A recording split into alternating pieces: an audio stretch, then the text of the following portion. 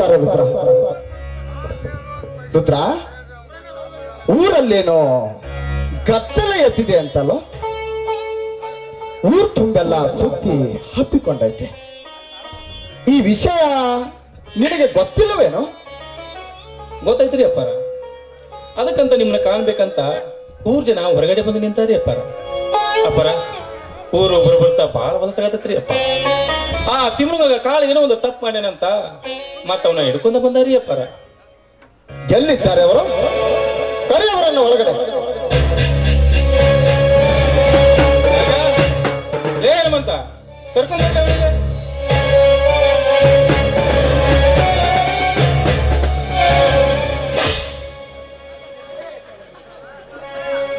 ಪುತ್ರ, ಇವನು ಈ ಊರಲ್ಲಿ ಏನು ತಪ್ಪು ಮಾಡಿದ್ದಾನೆ? ಏನಂತ ಹೇಳ್ಬೇಕ್ರಿ ಅಪ್ಪಾರ? ಏನಂತ ಹೇಳ್ಬೇಕು? ಇವನು ಹಿಂದೊಮ್ಮೆ ಇದೇವರೆಗೆ ಕಳ್ಳತನ ಮಾಡಿದ್ದ. ಅದು ಅಲ್ಲ, ಜೋಳದ ಗುಡಿಗೆ ಬೆಂಕಿ ಸಹ ಹಚ್ಚಿದ್ದ. ಅವತ್ತ ಇವನು ಒತ್ತಾಬದ್ದು ನೀವು ಕೈಕಾಲು ಮುರಿಬಹುದಾಗಿತ್ತು ನೀವು. ಆದ್ರ ಇವನು ಮಾಡಿದ ತಪ್ಪಿಗೆ ನೀವು ದಂಡ ವಿಧಿಸಿದ್ರಿ. ಎಷ್ಟು ಸಾಲದು ಅಂತ ತಿಳಿದು ಇವತ್ತು ಏನು ಮಾಡ್ಯಾನ ಗೊತ್ತೈತೇನ್ರಿ ಅಪ್ಪಾರ? ಏನು ಮಾಡಿದ್ದಾನೆ? ನಮ್ಮ ಕೆಂಚಿನ ಮಗಳು ಕೂಲಿ ಮಾಡ್ಬೇಕು ಅಂತ ತೋಟದ ಕಡೆ ಹೊರಟಾಗ ಈ ಹಲ್ಕಟ್ ನನ್ನ ಮಗ ಅವಳ ಮೇಲೆ ಕಣ್ಣಾಕಿ ಬಲಾತ್ಕಾರ ಮಾಡಕ್ ಪ್ರಯತ್ನ ಪಟ್ಟಾಡ್ರಿ ಲುಚ್ಚ ನನ್ನ ಮಗ. ಹೌದೇನಲೇ? ಇಲ್ರದನಾರ ಇವರು ಸುಳ್ಳು ಹೇಳದ. ಬಾಯಿ ಮುಚ್ಚೋ ಬಡವ, ನೀನು ಎಲ್ಲಿರುವಿ? ಎಲ್ಲಿ ನಿಂತಿರುವೆ? ಯಾರ ಕಣ್ಣು ಮುಂದೆ ನಿಂತು ಮಾತನಾಡುತ್ತಿರುವಿ ಎಂಬ ಅರಿವು ನಿನಗೇನಾದರೂ ಇದೆ?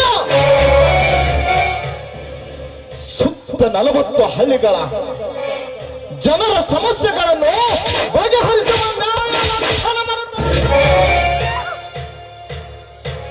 ಇಂಥ ಮನೆತನದಲ್ಲಿ ನಿಂತು ಅನ್ಯಾಯದ ಮಾತುಗಳನ್ನಾಡಿದರೆ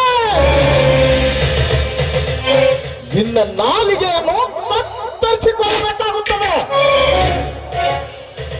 ಹಳ್ಳಿಯ 10 ಜನ ನಿನ್ನನ್ನು ಹಿಡಿದುಕೊಂಡು ಬಂದಾಗಲೇ ನಾನು ಅರ್ಥ ಮಾಡಿಕೊಂಡೆ ನೀನೇನಾದರೂ ತಪ್ಪು ಮಾಡಿರಲೇಬೇಕು. ಇದು ಶತಸಿದ್ಧ. ಈ ಧನಿ ಹತ್ತಿರ ಸತ್ಯವಂತರಿಗೆ ಬೆಲೆ ಇದೆ ಹೊರತು ನಿನ್ನಂಥ ಸುಳ್ಳಿನ ಸತ್ಯ ಕಟ್ಟುವವರಿಗೆ ಶಿಕ್ಷೆ ಅದೆಂದಿಗೂ ತಪ್ಪಿದ್ದಲ್ಲ. ನೀ ಮಾಡಿದ ಅಪರಾಧ ಸತ್ಯವೋ ಸುಳ್ಳ ಎಂಬುದನ್ನು ನಿನ್ನ ಬಾಯಿಂದಲೇ ನೀನೇ ಮಗ. ಇವನ ಬಾಯಿಂದ ಏನ್ ಕೇಳ್ತೀರಿ ಅಪ್ಪಾರ? ಏನಂತ ಕೇಳ್ತೀರಿ? ಯಾರಾದ್ರೂ ನಿಮ್ಮ ಎದುರು ನಿಂತು ಸುಳ್ಳು ಹೇಳ್ತಾರೆ? ಈ ಸುತ್ತು 40 ತಳಿಯ ಜನ ನಿಮ್ಮ ಹತ್ರ ನ್ಯಾಯ ಕೇಳಕ್ ಬರ್ತಾರೆ. ಆದ್ರೆ ನೀವು ನ್ಯಾಯ ಯಾವುದು ಅನ್ಯಾಯ ಯಾವುದು ಅಂತ ವಿಚಾರ ಮಾಡಿ ಸರಿಯಾದ ತೀರ್ಪು ಕೊಡ್ತೀರಿ. ನೀವು ತೀರ್ಪು ಕೊಟ್ಟ ಮೇಲೆ ಮುಗಿದೋಯ್ತು. ಸಾಕ್ಷಾತ್ ಭಗವಂತನೇ ತೀರ್ಪು ಕೊಟ್ಟಂತೆ. ನಿಮ್ಮ ಮನೆತನ ಹುಟ್ಟಿ ಬಂದಿದ್ದೆ ಈ ಸುತ್ತು 40 ತಳಿಯ ಜನರ ನ್ಯಾಯನ ಬಗೆಹರಿಸುವುದಕ್ಕಾಗಿ. ನಿಮ್ಮನ್ನು ಹಿಡಿದು ನಿಮ್ಮ ತಾತ ಮುತ್ತಾತರ ಕಾಲದಿಂದಲೂ ನ್ಯಾಯನ ಬಗೆಹರಿಸುತ್ತಾ ಬಂದ ಮನೆತನವಿದು. ನಿಮ್ಮಂತವ್ರ ಮನೆತನ ಜೀವಂತ ಇರುವರೆಗೂ ಈ ಸುತ್ತು 40 ತಳಿಯ ಜನ ಬಹಳ ನೆಮ್ಮದಿಯಿಂದ ಬದುಕ್ತಾರೆ ಅಪ್ಪಾರ, ಬಹಳ ನೆಮ್ಮದಿಯಿಂದ ಬದುಕ್ತಾರೆ. ಆದ್ರೆ ಈ ದುಷ್ಟ ಇಂಥ ಒಂದು ಪುಣ್ಯದ ನೆಲದ ಮೇಲೆ ಹುಟ್ಟಬಾರ್ದಾಗಿತ್ತು ಅಪ್ಪಾರ, ಹುಟ್ಟಬಾರ್ದಾಗಿತ್ತು. ಹೌದು ರುದ್ರ, ನಿನ್ನ ಮಾತು ಸತ್ಯವಿದೆ. ಇಂಥ ಪಾಪಿಗಳಿಗೆ ತಕ್ಕ ಪ್ರಾಯಶ್ಚಿತ್ತವಾಗಲೇಬೇಕು.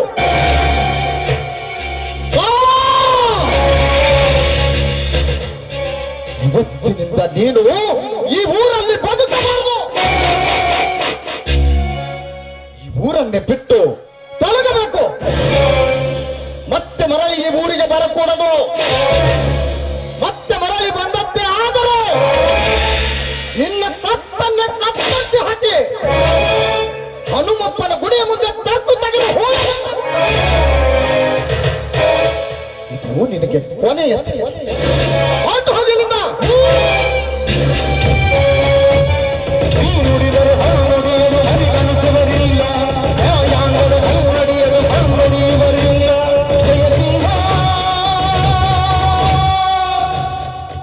ಅಪ್ಪರ, ಇಂಥ ಚಿಕ್ಕ ವಯಸ್ಸಿನಾಗ ಎಂತೆಂಥ ಸಮಸ್ಯೆಗಳನ್ನು ಬಗೆಹರಿಸ್ತಿಲ್ರಿ ಅಪ್ಪ. ದೊಡ್ಡ ದನಿಯರಂಗ ನಿಮ್ಮ ಹತ್ರ ದೊಡ್ಡ ಗುಣನ ಐತ್ರಿ ಅಪ್ಪಾರ, ದೊಡ್ಡ ಗುಣನ ಐತಿ.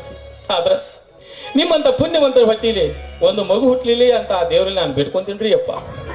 ಹುಟ್ಟಿದ ಮಗು ನಿಮ್ಮ ಹಾಗೆ ದೊಡ್ಡ ಗುಣ ಹೊಂದಿ ನಿಮ್ಮ ಹಾಗೆ ನ್ಯಾಯ ಹೇಳಬೇಕೆಂಬ ಚಿಕ್ಕದನಿ ಆಗಬೇಕೆಂಬ ನನ್ನ ಆಸೆ. ಈ ನನ್ನ ಆಸೆನಾ ಆ ನನ್ನ ಭಗವಂತ ಎಂದು ಕಾಣಿಸ್ತಾನೋ ದೇವರೇ ಬಲ್ಲ. ಪುತ್ರ, ನಮ್ಮ ಮದುವೆಯಾಗಿ 3 ವರ್ಷ ಕಳೆದರೂ ನಮಗೆ ಮಕ್ಕಳ ಸಂತಾನ ದೊರೆಯಲಿಲ್ಲ. ಅದಕ್ಕೋಸ್ಕರವಾಗಿ ನಾವು ಚಿಂತೆ ಮಾಡುವಂತ ಅವಶ್ಯಕತೆ ಇಲ್ಲ. ಈ ಊರಿನಲ್ಲಿರುವಂತಹ ಪ್ರಜೆಗಳೇ ನಮ್ಮ ಮಕ್ಕಳೆಂದು ತಿಳಿದ್ರಾಯ್ತು ರುದ್ರ, ಮಕ್ಕಳೆಂದು ತಿಳಿದ್ರಾಯ್ತು. ನಿಮ್ಮಂಥ ದೀನ ದಲಿತರೇ ನಮ್ಮ ಬಂಧುಗಳು. ರುದ್ರ, ಮಕ್ಕಳ ಭಾಗ್ಯ ಪಡೆಯಬೇಕಾದರೆ ಅದಕ್ಕೂ 7 ಜನ್ಮದ ಪುಣ್ಯ ಬೇಕು, ಪುಣ್ಯ ಬೇಕು. ಅಷ್ಟಕ್ಕೂ ಆ ದೇವರು ನಮಗೆ ಯಾವ ರೀತಿಯಿಂದಲೂ ಕಡಿಮೆ ಮಾಡಿಲ್ಲ. ಅರಮನೆಯಂಥ ಮನೆ, 400 ಎಕರೆ ಭೂಮಿ, ಬೆಳ್ಳಿ ಬಂಗಾರ ಸಂಪತ್ತು ಸಾಕಷ್ಟು ನಮ್ಮ ಮನೆ ತುಂಬಿಕೊಂಡಿದೆ. ಇಷ್ಟಿದ್ದ ಮೇಲೆ ನಿಮ್ಮಂಥ ದುಡಿಯುವ ಆಳು ಮಕ್ಕಳೇ ನಮ್ಮ ಮಕ್ಕಳೆಂದು ತಿಳಿದ್ರಾಯ್ತು ರುದ್ರ, ಮಕ್ಕಳು ತಿಳಿದ್ರಾಯ್ತು. ಇದೆಂತ ಮಾತ್ರ ಅಪ್ಪಾರ, ಇದೆಂತ ಮಾತು ಅಪ್ಪಾರ. ನೀವು ನಮ್ಮನ್ನ ಪ್ರೀತಿಯಿಂದ ಮಕ್ಕಳಂತೆ ಕಂಡ್ರು ನಾವು ನಿಮ್ಮ ಮನೆಯ ಮಕ್ಕಳಾಗುದಿಲ್ರಿ. ಈ ನಿಮ್ಮ ಮನೆಗೆ ಒಬ್ಬ ಮಗ ಬೇಕೇ ಬೇಕು. ನಮ್ಮ ತಾತ ಮುತ್ತಾತರ ಕಾಲದಿಂದಲೂ ನಾವು ನಿಮ್ಮ ಮನೆಯಲ್ಲಿ ದುಡಿತಾ ಬಂದೀವಿ. ನೀವು ನಮ್ಮನ್ನು ಮಕ್ಕಳಂತೆ ಕಂಡ್ರಿ. ಅದಕ್ಕಾಗಿ ನಾನು ಆ ದೇವರಲ್ಲಿ ಬೇಡ್ಕೊಳ್ಳೋದು ಒಂದೇ ಒಂದು, ಆದಷ್ಟು ಬೇಗ ನಿಮ್ಮೊಂದು ಗಂಡು ಮಗು ಹುಟ್ಟಿದರೆ ಈ ಊರಲ್ಲಿರುವ ಎಲ್ಲ ದೇವರಿಗೆ ತುಪ್ಪದ ಅಭಿಷೇಕ ಮಾಡಿಸ್ತೀನಿ ಅಂತ ಹರಕೆ ಹೊತ್ತಿದ್ರಿ ಅಪ್ಪಾರ. ಶಭಾಷ್ ರುದ್ರ, ಶಭಾಷ್. ರುದ್ರ, ನೀನು ಈ ಮನೆತನದ ಆಳು ಮಗ ಅಲ್ಲೋ, ನಮ್ಮ ಮನೆತನದ ಮಗ ಕಣೋ ನೀನು ಮಗ. ನಿನ್ನಂಥ ವಿಶ್ವಾಸಿಕ ಅಭಿಮಾನಿಯನ್ನು ಪಡೆಯಬೇಕಾದ್ರೆ ಈ ಮನೆತನದ ಪುಣ್ಯವಿದೆ ರುದ್ರ, ಪುಣ್ಯವಿದೆ. ಅಪಾರ, ನನ್ನ ಪುಣ್ಯ ಈ ಮನೆಗೆ ಏನಿಲ್ಲ ರೀ. ಈ ಮನೆ ಅನ್ನ ತಿನ್ನುವ ಪುಣ್ಯದ ಋಣ ನನಗೈತಿ. ಈ ನಿಮ್ಮ ಋಣನ ನಾನು ಯಾವ ಜನ್ಮದಾಗ ಮುಟ್ಟಿಸ್ತೀನೋ ಏನೋ. ಪುತ್ರ, ಈ ಜಗತ್ತಿನಲ್ಲಿ ಪುಣ್ಯ ಮಾಡಿದಂಥವರಿಗೆ ಒಬ್ಬರ ಋಣ ಒಬ್ಬರು ಮುಟ್ಟಿಸುವಂತಹ ಕಾಲ ಆ ದೇವರು ತಂದೆ ತರ್ತಾನೆ. ಅದರಲ್ಲಿ ನೀನು ಸ್ವಲ್ಪ ತೋಟದ ಮನೆ ಹತ್ರ ಹೋಗಿ ಬಾ. ಆಯ್ತ್ರಪ್ಪ, ನಾನು ಹೋಗ್ಬೇಕು.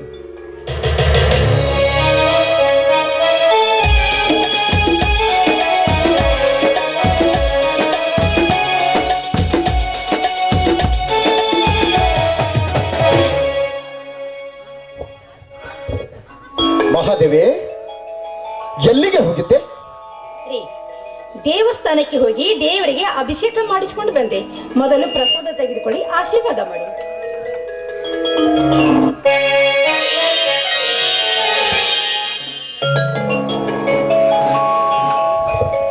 ಮಹಾದೇವಿ, ನಿತ್ಯ ದೇವರ ಗುಡಿಗೆ ಹೋಗಿ ಅಭಿಷೇಕ ಮಾಡಿಸಿ ಬರುವೆಯಲ್ಲ, ಯಾಕೆ?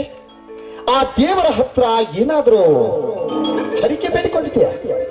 ಹೌದು, ನಿಮ್ಮಂಥ ನೀತಿವಂತ ಪುಣ್ಯವಂತ ಗಂಡ ಸಿಕ್ಕದ್ದು ನನ್ನ 7 ಜನ್ಮದ ಪುಣ್ಯ ಅಂತ ನಾನು ತಿಳಿದುಕೊಂಡಿದ್ದೀನಿ. ಆದ್ರೆ ಮದುವೆಯಾಗಿ 3 ವರ್ಷ ಗತಿಸಿದ್ರು ಕೂಡ ಒಂದು ಮಗುವನ್ನು ಕರುಣಿಸಲಿಲ್ಲ ಆ ಭಗವಂತ. ಅದಕ್ಕೋಸ್ಕರವಾಗಿ ದಿನ ಬೆಳಗಾದ್ರಿ ಸಾಕು ದೇವಸ್ಥಾನಕ್ಕೆ ಹೋಗಿ ದೇವರಿಗೆ ಅಭಿಷೇಕ ಮಾಡಿಸ್ಕೊಂಡು ಬರ್ತೀನಿ. ಆದಷ್ಟು ಬೇಗ ಆ ದೇವರು ನನಗೆ ಒಂದು ಸಂತಾನ ಭಾಗ್ಯವನ್ನು ದೊರಕಿಸಿಕೊಟ್ರೆ ನನ್ನ ಜನ್ಮ ಸಾರ್ಥಕವಾಗತ್ತೆ ಅಲ್ವೇನ್ರಿ? ಮಹಾದೇವಿ, ಇಲ್ಲದ ಆಸೆಗಳನ್ನು ಕೈ ಬೀಸಿ ಕರೆದು ನಿನ್ನ ಮನಸ್ಸಿಗೆ ಭಾರ ಮಾಡಿಕೊಳ್ಳಬೇಕು.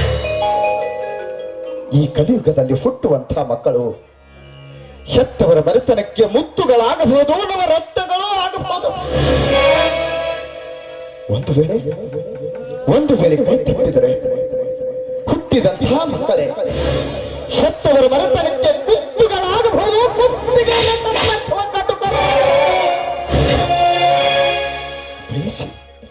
ಬಯಸಿ ಬೇಡುವುದು ಬೇಡ ಮಹದೇವಿ, ಬೇಡ. ಬರುವ ಭಾಗ್ಯವಿದ್ದರೆ ತಾನಾಗಿಯೇ ಬರಲಿ. ಮಹಾದೇವಿ, ಆ ದೇವರನ್ನು ಹರಿಕೆ ಮಾಡುವ ನನ್ನ ಬಯಕೆ ಯಾಕೆ ನಿಮ್ಗೆ ದೇವರ ಮೇಲೆ ಇಷ್ಟೊಂದು ಕೋಪ ಅಂತ ಅಂದ್ರಿ? ದಿನನಿತ್ಯ ನಾನು ಮಾಡುತ್ತಿರುವ ಪೂಜೆ ಪುನಸ್ಕಾರ ಅಭಿಷೇಕ ಎಲ್ಲವೂ ವ್ಯರ್ಥವಾಗಿ ಬಿಡುತ್ತೆ ಅಂತನಾ ನಿಮ್ಮ ಮಾತಿನ ಅರ್ಥ? ಇಲ್ಲ ರೀ, ಇಲ್ಲ. ಇಂದಿಲ್ಲ ನಾಳೆ ಆದ್ರೂ ನನ್ನ ಹೊಟ್ಟೆಯಲ್ಲಿ ಒಬ್ಬ ಮಗ ಹುಟ್ಟುತ್ತಾನೆ. ಅವನೇ ಅವನೇ ನಾಳೆ ಈ ನಮ್ಮ ಮನೆಗೆ ನಂದಾದೀಪ. ಅವನು ಕೂಡ ನಿಮ್ಮ ಹಾಗೆ ದೊಡ್ಡವನಾಗಿ ದೊಡ್ಡ ವ್ಯಕ್ತಿಯಾಗಿ ಈ ನನ್ನ ಮನೆತನದ ಕೀರ್ತಿಯನ್ನು ತರುತ್ತಾನೆ. ಈ ನನ್ನ ಆಸೆ ಈಡೇರುವುದರಲ್ಲಿ ಸಂದೇಹವೇ ಇಲ್ಲ ರೀ, ಸಂದೇಹವೇ ಇಲ್ಲ. ಈ ನಿನ್ನ ಆಸೆ ಪೂರೈಸಲು ಮೊದಲು ಆ ದೇವರು ಕಣ್ಣು ತೆರೆಯಬೇಕಲ್ವೇ? ಈಗಾಗ್ಲೇ ಆ ದೇವರು ಕಣ್ಣು ತೆರೆದಿದ್ದಾನಲ್ಲ. ಅಂದ್ರೆ ಅಂದ್ರೆ ನಾನೀಗ 3 ತಿಂಗಳು ಗರ್ಭಿಣಿ ರೀ.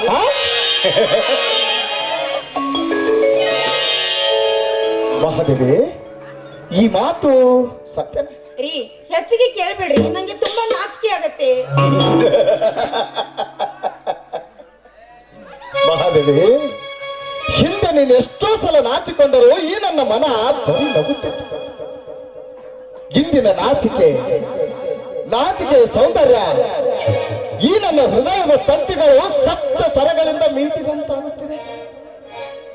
ಮಹಾದೇವಿ, ಈ ನನ್ನ ಮನ ಕೂಗುತ್ತಿದೆ. ಏನಿದು? ಬಹು ಬೇಗ ನಿನ್ನನ್ನು ಅಪ್ಪು ಅಂತ. ಚೀ ಹೋಗಿ, ಯಾರಾದ್ರೂ ನೋಡಿ ಜನ ಏನಂದರು ಅಂತ.